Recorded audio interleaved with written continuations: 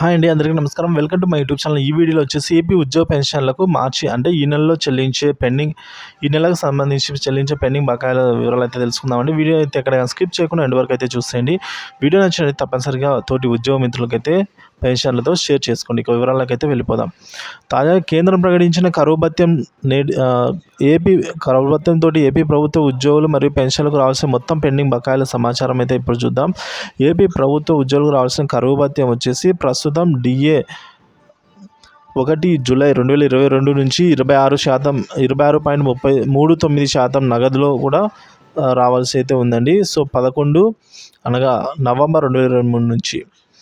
ఇక మనం చూసుకున్నట్లయితే ఈ క్రమంగా ఏదైతే డిఏ ఉందో అది 30% నుంచి 33, జూలై 2023కు 33గా, అలాగే జనవరి 2024కి 37% అయితే గరిష్టంగా చేరుకోవడం జరిగింది.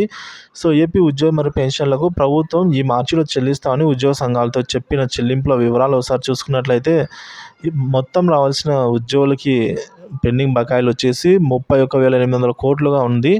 అన్ని రకాల బకాయిలు కలిపి ఉద్యోగులకు ప్రభుత్వం సుమారుగా 31,800 కోట్లు బాకీ అయితే పడిందండి.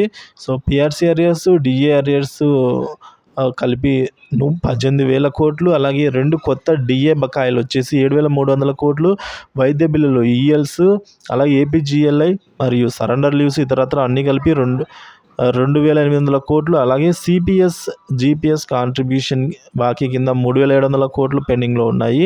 ఇక డిఏల వారీగా చూసినట్లయితే ఉద్యోగులకు మొత్తం 185 నెలల డిఏ అరియర్స్ అయితే పెండింగ్లో ఉన్నాయి. వీటికి కరోనా సాగుతో 54 నెలల డిఏ అరియర్స్ని అయితే మాఫీ చేశారండి. సో 185 నెలల డిఏ అరియర్స్ అంటే ఒక్కొక్క ఉద్యోగికి 2 లక్షల పైగానే నష్టం అండి. సో రావాల్సి అయితే ఉంది. సీనియర్లకు అయితే 4 లక్షల పై మాటే. సో ఇవన్నిటిని కూడా ఏదైతే ప్రభుత్వం 5,500 కోట్లు మార్చి 30 కోట్ల వరకు చెల్లిస్తుందో అన్నీ కాకపోయినా కొద్దిగా అయినా కూడా ఇవన్నీ జమ అవుతాయని అయితే ఆశిద్దామండి. సో మీలో ఎవరికైనా పెండింగ్ బకాయిలు జమ అయినట్లయితే దయచేసి వీడియో కింద కామెంట్ చేసి అయితే తెలియజేస్తారని ఆశిస్తున్నాను అండి. ఈ వీడియోలో అయితే thanks for watching this video.